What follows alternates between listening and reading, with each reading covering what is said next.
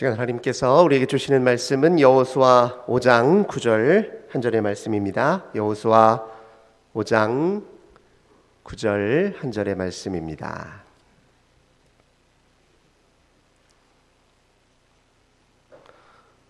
여호수아 5장 9절 한 절 말씀을 우리 한 목소리로 함께 봉독하겠습니다. 여호와께서 여호수아에게 이르시되 내가 오늘 애굽의 수치를 너희에게서 떠나가게 하였다 하셨으므로 그곳 이름을 오늘까지 길갈이라 하느니라. 아멘. 신년 특별 새벽기도에 5일째 함께 참여하신 우리 모든 성도님들, 하나님께서 성령의 충만함 주시고 하늘의 크신 은혜와 평화 가득 부어주시길 주님의 이름으로 간절히 기원합니다. 우리 서로 평화 인사 나누겠습니다. 주님의 평화를 빕니다. 서로 인사합시다.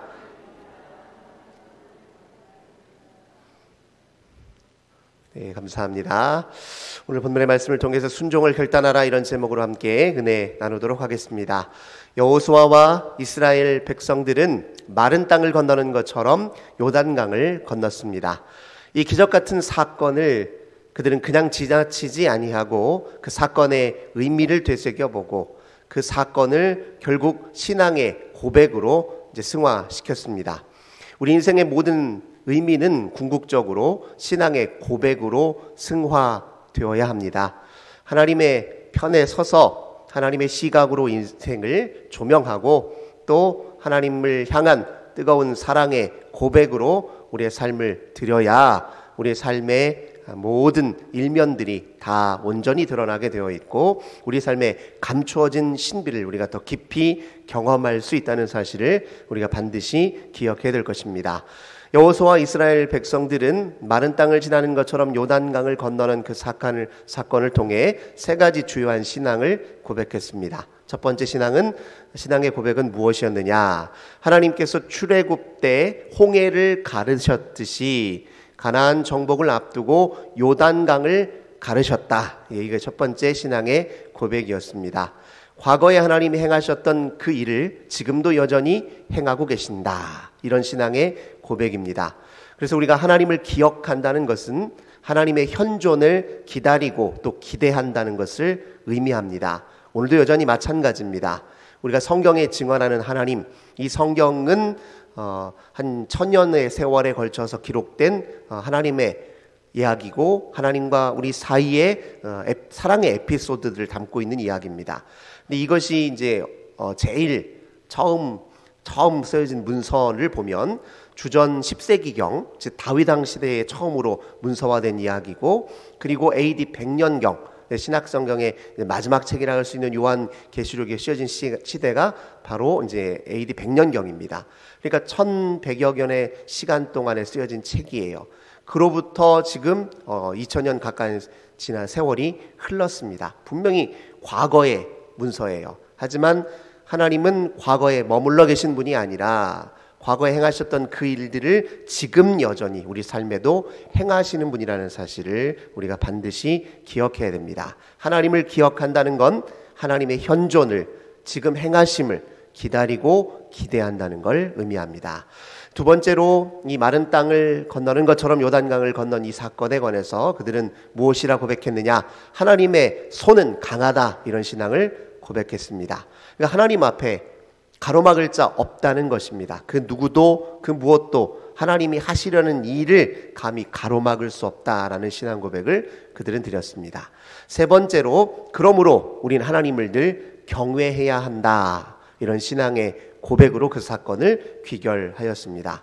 즉 하나님 외에 우리가 두려워할 것이 무엇이냐, 이런 의미를 할 수 있죠. 하나님이 우리 편이시면 우리가 무엇을 두려워하리요? 하나님이 우리를 위하시면 우리가 그 무엇 앞에 좌절하고 낭망하리요? 이런 신앙의 고백으로 그 사건을 승화시켰습니다. 이 마른 땅을 건너는 것처럼 요단강을 건넌 이 사건은 여호수아와 이스라엘 백성들에게만 큰 의미로 다가온 것이 아니라 요단강에 건너 요단강 서편 지역에 가나안 땅에 이미 정착해 살고 있었던 여러 민족들에게도 큰 파장을 불러일으킨 사건이었습니다. 특별히 5장 1절 말씀 보면 그 가나안 민족의 여러 왕들이 이렇게 경험했다고 표현하고 있습니다. 요단 서쪽의 아모리 사람의 모든 왕들과 해변의 가나안 사람의 모든 왕들이 여호와께서 요단물을 이스라엘 자손들 앞에서 말리시고 우리를 건너게 하셨음을 듣고 마음이 녹았고 이스라엘 자손들 때문에 정신을 잃었더라. 그 사건을 듣고 그 가나안 민족들의 왕들이 간담이 서늘해졌다는 거예요. 마음이 녹았고 정신을 잃었다는 겁니다. 근데 이 표현 어디서 많이 들어본 표현이죠. 여호수아 2장에 보면 라합이 했던 고백과 똑같습니다. 라합이 정탐꾼, 즉 여호수아가 파견한 정탐꾼 2명에게 했던 고백의 내용과 똑같아요. 라합이 이렇게 얘기했죠. 내가 이미 요단강 동편 지역의 아모리 왕들이 모세와 이스라엘 백성들 앞에서 그렇게 크게 패한 모습을 보고 내가 그때 그 이야기를 듣고 내 마음이 녹았고 정신을 잃었습니다. 이 말의 고백이 똑같아요. 의도적으로 라합의 말과 이 가나안 민족의 왕들의 말을 서로 이렇게 일치시켜서 보고하고 있습니다. 그런데 둘 사이에 이제 가장 큰 차이가 한 가지가 있어요. 라합과 이 가나안 민족의 왕들 사이에 이 고백이 일맥상통하면서도 한 가지 결정적인 차이를 지니는데 라합은 마음이 녹았고 정신을 잃은 다음에 하나님을 이렇게 고백합니다. 참 여러분들의 하나님은 정말 하늘의 하나님이시고 땅을 주관하시는 하나님입니다. 정말 내가 여러분들의 하나님이 진짜 하나님인 것을 내가 알았습니다. 라고 하나님을 인정하고 자기 하나님으로 삼는 그런 고백을 라합은 곁들여 겸하여 했다는 사실을 우리가 확인하게 됩니다. 그러니까 라합의 입장에서는 그 이야기를 들어서 마음이 녹았을 뿐만 아니라 그 하나님을 내 하나님으로 취한 것인데 이 가나안 민족의 이 왕들은 그 하나님이 하신 일을 그 능력과 권세를 두려워하긴 했지만 그는 어디까지나 이스라엘의 하나님일 뿐이고 내 하나님으로 고백한 것은 아니었습니다. 이게 이제 결정적인 차이였어요. 그러니까 우리가 하나님의 능력과 권세를 두려워하는 게 중요한 것이 아니라 그 하나님이 나의 하나님이시고 내 인생을 주관하시고 통치하시는 분이고 나는 그분 앞에 순복해야 한다라는 그 고백이 중요하다는 사실을 우리가 다시 한번 여기서 확인하게 됩니다. 그렇게 이제 가나안 민족들이 하나님의 행하신 일을 두려워하는 그 순간에 하나님께서 여호수아에게 명하신 일이 있습니다. 5장 2절입니다. 그때 여호와께서 여호수아에게 이르시되 너는 부싯들로 칼을 만들어 이스라엘 자손들에게 다시 할례를 행하라 하시매. 여호수아가 부싯돌로 칼을 만들어 할례 산에서 이스라엘 자손들에게 할례를 행하니라. 할례를 행하라 하나님이 명하셨습니다. 그 이유가 어디에 있었느냐? 지금 요단강을 건넌 이 이스라엘 백성들은요, 출애굽 1세대가 아니라 출애굽 2세대였습니다. 출애굽 1세대는 모두 광야 생활을 하는 동안에 다 죽었어요. 그래서 출애굽 1세대는 출애굽 홍해를 건너기 전에 이미 할례를 다 받은 상태였습니다. 그런데 이 출애굽 2세는 아직 할례를 받지 않은 상황이었어요. 그래서 이 출애굽 2세대들에게 할례를 받을 것을 하나님이 명하셨던 것입니다. 그러면 출애굽 1세대는 왜 광야에서 그렇게 다 죽게 되었을까요? 그 이유에 대해서 5장 6절은 이렇게 이야기합니다. 이스라엘 자손들이 여호와의 음성을 청종하지 아니하므로 여호와께서 그들에게 대하여 맹세하사 그들의 조상들에게 맹세하여 주리라 우리에게 주리라고 하신 땅 곧 젖과 꿀이 흐르는 땅을 그들이 보지 못하게 하리라. 여호와의 음성을 청종하지 아니하여서 출애굽 1세대는 광야에서 그저 죽고 2세대가 들어가게 되었다. 이렇게 표현하고 있습니다. 이 같은 이야기를 본래 민수기 14장 22절과 23절에서는 이렇게 표현합니다. 이 이야기를 여호수아에서 다시 한번 언급한 것뿐이에요. 민수기 14장 22절과 23절 이렇게 이야기합니다. 내 영광과 애굽과 광야에서 행한 내 이적을 보고서도 이같이 10번이나 나를 시험하고 내 목소리를 청종하지 아니한 그 사람들은 내가 그들의 조상들에게 맹세한 땅을 결단코 보지 못할 것이요. 이렇게 표현합니다.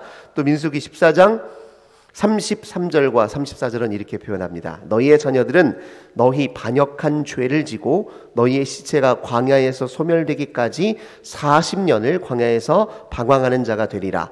너희는 그 땅을 정탐한 날 수인 40일의 하루를 1년으로 쳐서 그 40년간 너희의 죄악을 담당할지니 너희는 그제서야 내가 싫어하면 어떻게 되는지를 알리라 하셨다 하라. 이게 무슨 고백입니까? 이 민수기 14장은 어떤 이야기냐면 13장에서 모세가 가나안 땅을 정탐하도록 12명의 정탐꾼을 뽑아서 그곳을 40일 동안 정탐하게 한 후에 다시 돌아와 보고하게 했을 때 10명의 정탐꾼들은 부정적인 이야기를 전했잖아요. 가서 보니까 땅은 좋긴 하지만 우리 절대로 못 들어갑니다. 가나안 민족들 우리보다 크고 강합니다. 우리가 그들을 어떻게 상대합니까? 10사람은 이렇게 부정적인 보고를 했고 2사람 유다 집파 갈렙과 에브라임 집파 여호수아는 그들은 우리의 밥입니다. 하나님이 우리를 도우시면, 우리를 기뻐하시면 우리 반드시 승리하고 그 땅 들어갑니다. 이렇게 얘기했잖아요. 그런데 이 2명의 긍정적 보고가 끝날 즈음에 나머지 이스라엘 백성들이 그들을 향해서 돌을 쳐서 죽이려고 했어요. 그러니까 이 2사람은 엉뚱한 소리를 하고 있다는 거예요. 당신들 말 믿고 우리가 잘못 가나안 땅 들어갔다가 우리가 죽으면 어떻게 합니까? 하면서 막 원망의 소리를 쏟아내기 시작했습니다. 그 소리를 들으시고 하나님이 하신 말씀이에요.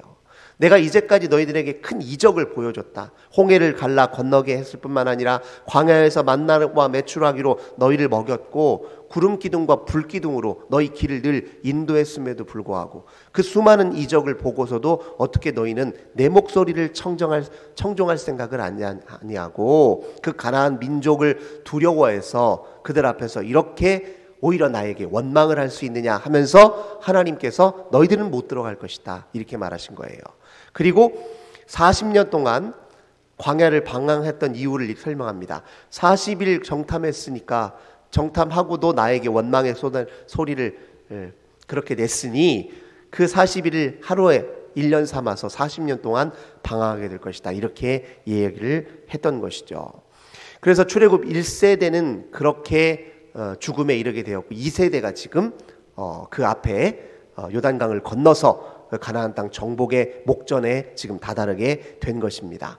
이제 그들에게 할례를 요청한다는 것은 이런 의미를 지니고 있어요. 자, 너희들의 부모 세대는 홍해를 건너 나의 이적을 보고서도 내 음성을 청종하지 않았다. 너희는 어떻게 하겠느냐? 내가 너희를 요단강을 마른 땅 건너듯이 그렇게 건너게 했는데 너희는 이제 나에게 어떻게 반응하겠냐를 물으시는 거예요. 할례로서 내 앞에 순종할 것을 너희들도 약속하라. 하나님이 지금 이것을 그들에게 요청한 것입니다. 그래서 할례는 무엇을 상징하느냐? 하나님의 음성을 내가 잘 듣고 온 정성을 다해 귀를 기울여 듣고 그 음성을 쫓아 순종하기를 결단하는 그런 상징적 의미를 지니고 있습니다. 그 할례를 이제 전부 다 받을 때 내가 하나님이 보여주신 그 놀라운 이적과 기적 앞에 순종으로 내 자신을 드리겠습니다 하는 이런 고백이 이제 그 할례 의식에 담겨져 있었던 것입니다. 여호수아가 온 백성들과 함께 할례를 그렇게 행하고 난 직후에 하나님이 그들에게 이렇게 말씀하셨습니다. 5장 8절과 9절입니다. 또 그 모든 백성에게 할례 행하기를 마침에 백성이 진중 각 처소에 머물며 낫기를 기다릴 때에 여호와께서 여호수아에게 이르시되 내가 오늘 애굽의 수치를 너희에게서 떠나가게 하였다 하셨으므로 그곳 이름을 오늘까지 길갈이라 하셨느니라. 할례를 행한 직후에 하나님께서 뭐라고 하셨냐면 애굽의 수치를 떠나가게 하겠다 이렇게 말씀을 하셨습니다. 애굽의 수치가 무엇을 의미합니까? 출애굽 1세대가 하나님의 이적을 보고서도 하나님을 청종하지 않았잖아요. 그래서 출애굽 광야 생활 동안에 그들이 다 죽었잖아요. 그 모습을 애굽은 무엇이라고 평가했을까요? 저거 봐라, 저 꼴 좋네. 애굽에서 그렇게 놓아달라 이야기를 하더니 하나님을 예배하네 어쩌고 저쩌니 하고 그렇게 나가더니 결국 저 광야에서 저렇게 비참하게 죽음을 당한 것 아니냐. 그게 무슨 의미가 있느냐. 지금 조롱하는 소리를 이렇게 표현하는 거예요. 애굽의 그 수치를 하나님께서 끊어내시겠다는 겁니다. 즉 어떻게 보면 잘 생각해 보면 하나님 편에서도 그것은 가슴이 아픈 일이에요. 하나님께서 그들을 가나안 땅에 대한 비전을 주시고 그 땅에 들여 하나님의 온전한 백성 공동체, 하나님 나라 이루시려고 그렇게 그들을 향해서 큰 은혜를 베풀었지만 그들은 그걸 정작 외면했단 말이에요. 얼마나 하나님께도 큰 아픔이겠습니까? 동시에 출애굽 2세들에게도 그건 아픔이에요. 그 세월은. 그래서 하나님께서 그 세월의 모든 아픔과 상처를 다 씻어주시겠다, 그렇게 이야기합니다. 동시에 내가 하나님인 것을, 내가 온 세상과 만유와 인류의 참 왕이요 진정한 하나님이라는 사실을 만방에 보여줄 것이다, 하나님의 이런 약속을 의미하기도 합니다. 출애굽 1세대는 사실 홍해를 건너긴 건넜지만 여전히 그 마음과 중심은 애굽의 노예 상태를 벗어나지 못한 상황이었어요. 그래서 끊임없이 광야 생활을 하는 동안에 우리가 차라리 애굽에 있는 동안에는 먹을 거라도 마음껏 풍족하게 먹지 않았느냐, 먹고 싶은 것 마음껏 먹을 수 있었고 목마를 일 없었는데, 헐벗을 일 없었는데 왜 우리를 끌어다가 이 광야의 비참한 생활을 두냐, 끊임없이 이렇게 원망했다는 거예요. 홍해를 건너긴 건넜지만 애굽에 여전히 그 영혼이 머물러 있는 상태였어요. 애굽의 노예의식을 벗지 못했습니다. 애굽에서의 생활을 완전히 다 청산하지 못한 상황이었어요. 그러니 하나님께서 그들은 지금 출애굽 2세대들에게는 할례를 통해서 이야기하시는 겁니다. 그 모든 과거에 애굽에 매여있던 생활을 다 청산하라는 겁니다. 지나온 세월의 모든 아픔을 내가 다 씻겨줄 것이니 너희는 너희 앞에 새로운 삶을 기대하고 그 삶에 이제 적응하고 그 삶을 온전히 수용하라, 하나님이 그들에게 이렇게 명하셨던 것입니다. 가나안 땅에 들어서는 이전의 삶과는 전혀 다른 차원의 삶이 전개될 것입니다. 그들은 광야 생활 동안 만나와 메추라기를 먹고 생활했지만 이제 가나안 땅에 들어가면 스스로 농사를 지어서 생활을 해야 했습니다. 가나안 땅에서 농사를 짓고 산다는 것은 보통 일이 아니었습니다. 그들은 본래 조상 대대로 목축업을 했던 사람의 유목민입니다. 근데 그들이 농사를 짓는다? 그것은 완전히 삶의 방식의 전환을 의미합니다.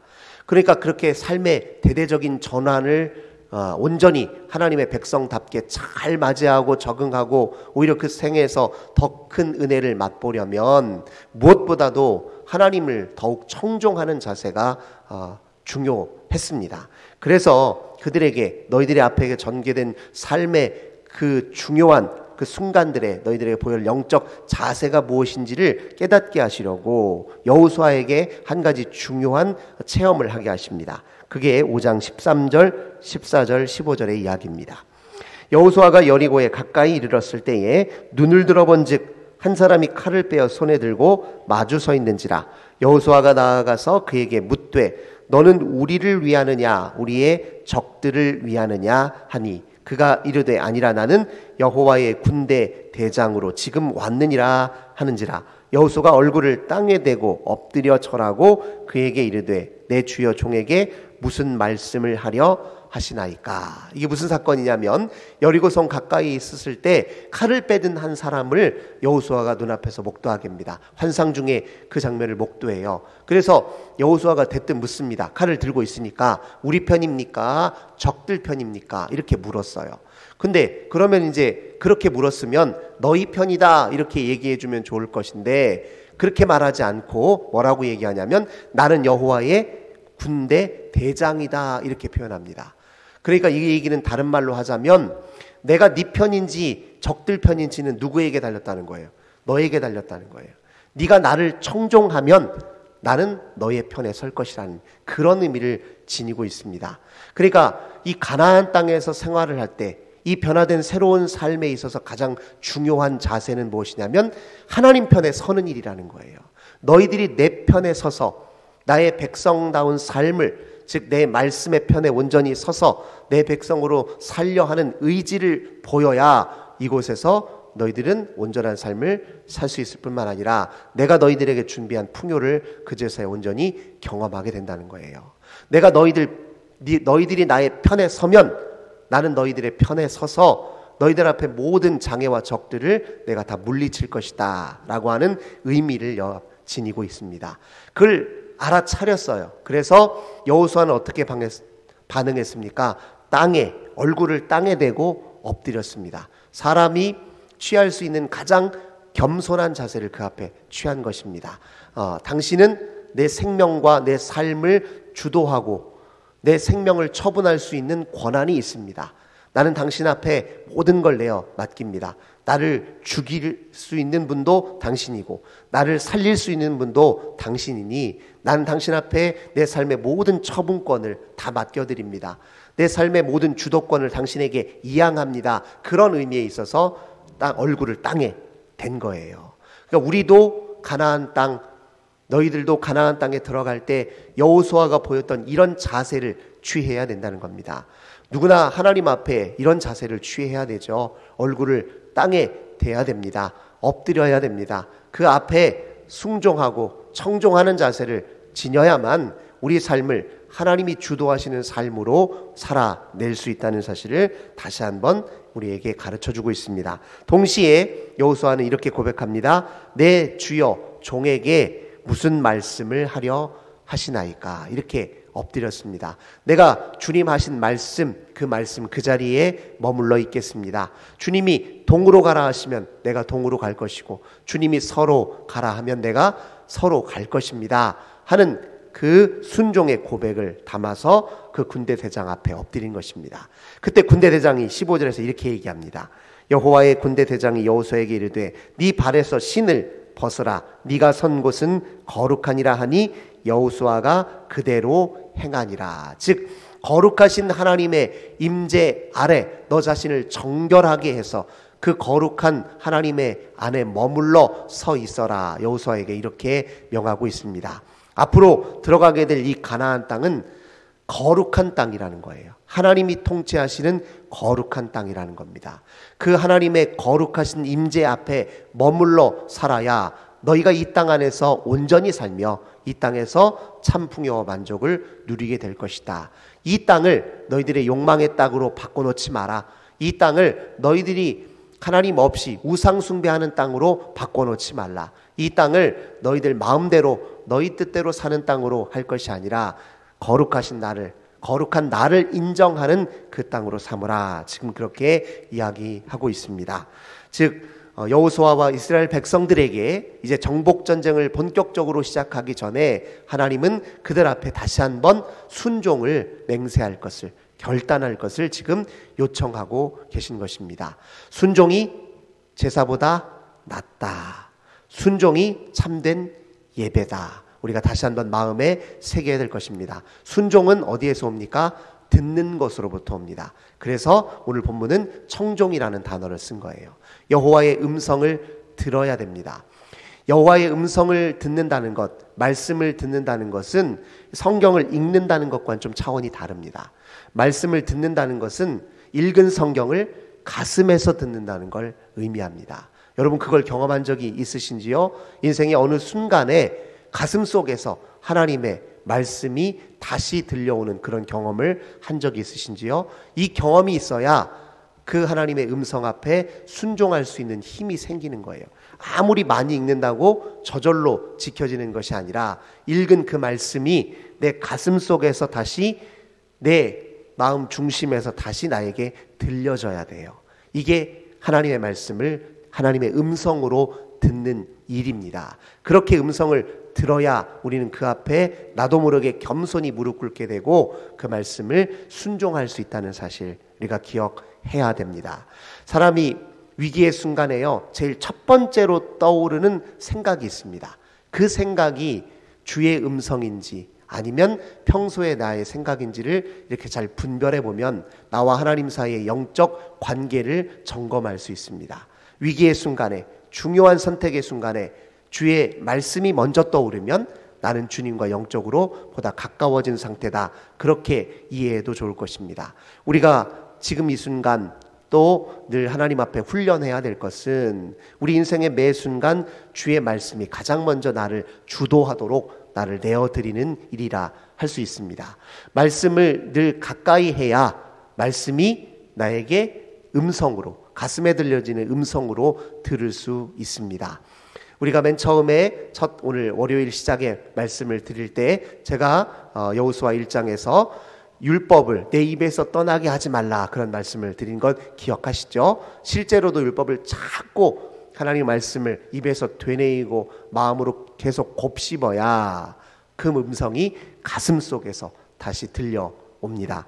가슴으로부터 우리에게 영원히 말씀하시는 그 하나님 앞에 순종함으로 우리에게 주어진 새로운 삶을 주님과 함께 사는 삶, 주의 나라를 이루는 삶, 주님이 주시는 참 기쁨과 풍요를 누리는 삶으로 전환시켜 가시기를 주 예수 그리스도의 이름으로 간절히 기원합니다. 좋으신 주님 감사드립니다. 오늘도 저희들에게 말씀하십니다. 우리들의 삶의 근본적인 전환은 주의 말씀에 청종함으로 가능하다는 사실을 다시 한번 저희들 마음에 새깁니다. 과거의 모든 삶의 아픔을 씻고 새로운 삶을 맞이하기 위한 가장 중요한 영적 자세는 주 앞에 엎드려 주의 복된 말씀을 기다리는 일이라는 사실을 또 다시 한번 마음에 새깁니다. 주님, 올 한 해 우리가 주의 말씀을 우리 가슴으로 다시 들어 그 말씀에 순종하는 한 해로 삼게 하옵소서. 말씀이 나를 온전히 주장하고 지배하도록 늘 말씀을 가까이 하며 입술로 되뇌이는 우리들이 다 되게 하여 주옵소서. 하나님은 과거에 일하셨을 뿐만 아니라 지금도 여전히 일하시며 앞으로도 우리 인생에 놀라운 이적과 기적과 권능을 예비해 두고 계신다는 사실을 저희들 다시 한번 마음에 새기게 하옵소서. 주 예수님의 이름으로 간절히 기도드립니다. 아멘.